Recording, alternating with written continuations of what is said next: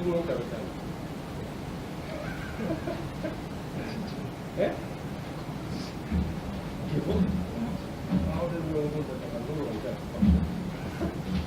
そういうことありませんか？あるよね。飲みすぎたら愚痴とかそういうことだよね。そうそうそう。で痛いのなんかもう響きです。何酸が強いかっていうことですよね。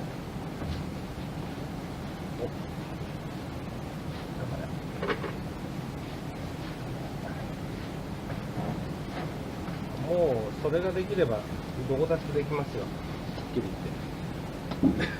いや本当にこういう狭いとこってもうほとんどこれだもん、これで俺だもん。あ、本当ですか。上手に落として、はい、結局奥まで持っていくのが大変だから、はい、奥で落とせれば楽なんだよね。うん、バッチリだよ。